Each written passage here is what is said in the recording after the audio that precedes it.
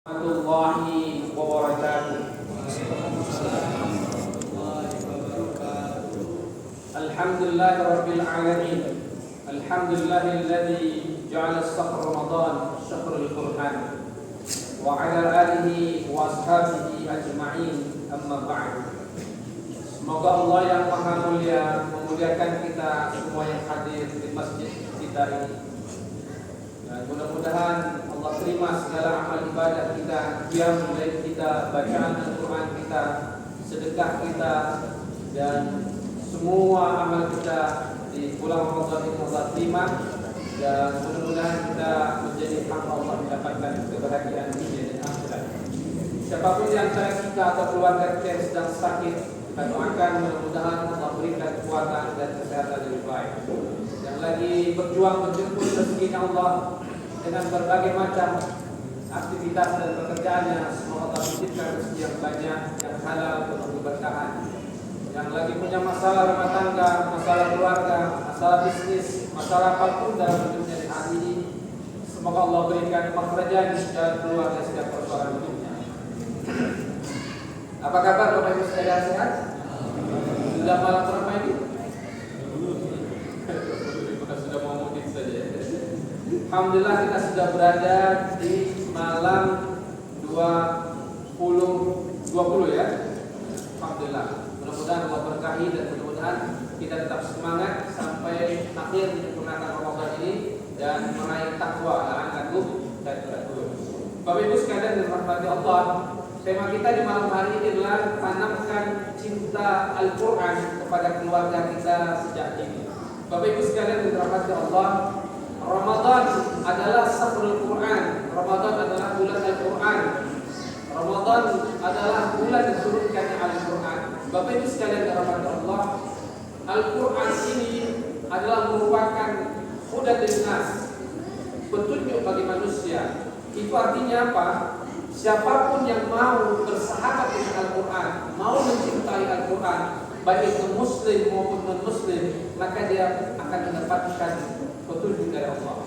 Kita masih ingat bagaimana Mr. Tony Blair misalnya, mantan Perdana Menteri Inggris, dalam beberapa catatan dia mengakui sering dia membaca terjemahan Al-Quran dan dia mendapatkan ilmu dari itu. Begitu juga banyak ilmuwan-ilmuwan di barat dan di belahan bumi lainnya, itu meskipun dia tidak muslim tapi dia mendapatkan ilmu, dan Masya Allah luar biasa. Itulah mukjizat yang diberikan Allah kepada Rasulullah, Al-Quran. Nah Bapak Ibu sekalian yang dirahmati Allah, yang kedua, Al-Quran itu adalah hudan lil muttaqin, petunjuk bagi orang bertakwa. Itu artinya siapa orang bertakwa itu? Kita termasuk orang bertakwa yang Allah jadikan Ramadan ini untuk melahirkan kita pribadi-pribadi yang bertakwa.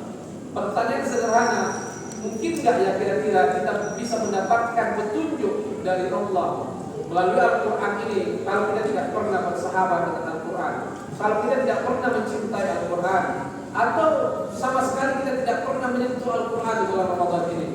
Sudah di malam 20 ini hanya kita yang tahu, hanya kita dan Allah yang tahu. Rasulullah mengatakan rumah yang tidak pernah dibacakan Al-Quran itu kal-maqbarah, seperti kuburan. Pastilah kita tidak ingin rumah kita diibaratkan oleh Rasulullah seperti kuburan. Kalau lagi bulan Ramadan ini bibir kita belum bisa basah dengan bacaan Al-Quran, kira-kira bulan apa lagi yang Allah harus sediakan untuk kita bisa semangat baca Al-Quran? Al-Quran ini nikmat dibaca pada saat hidup, pada saat mati, pada saat itu. Masya Allah luar biasa Bapak Ibu sekalian. Kalau kita tanya sama Google, AI dan berbagai macamnya, lalu keluarlah jawabannya, kita yakin kan? Yakin.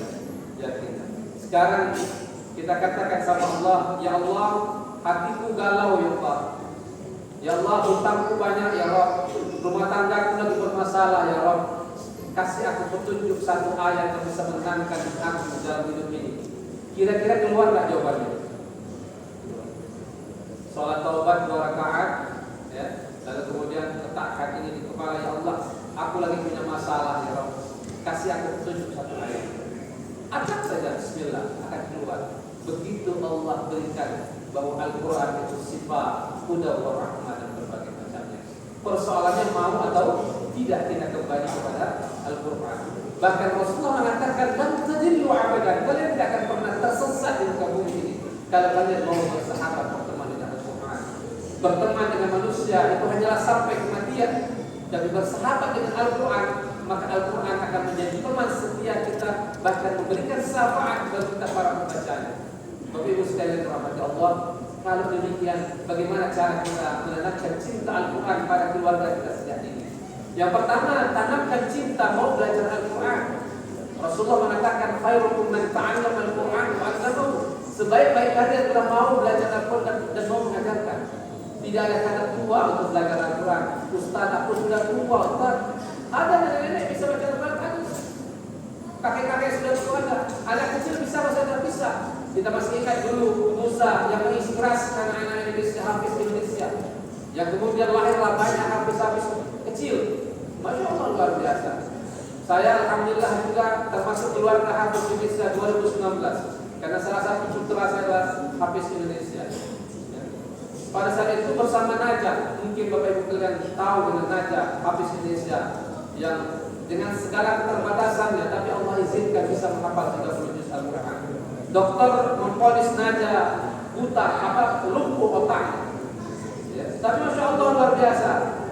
Melalui cerita almarhumah ibunya, ya, tiba-tiba Najah bisa hafal Quran. Bahkan hari ini Najah bisa hafal 30 juz Al-Quran, tahu di mana posisi ayat dan letak ayat dan berbagai macamnya. Bayangkan anak yang lumpuh otaknya saja Allah kasih kemudahan menghafal Quran. Bagaimana dengan kita yang sempurna?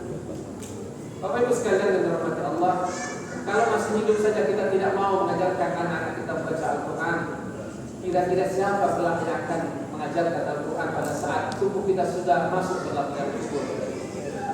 Oleh karena itu, semangatlah terus. Ya, saya ada sebuah cerita menarik. Ada seorang anak, ya, pada saat itu ayahnya sibuk dengan bisnisnya, tapi anak ini luar biasa.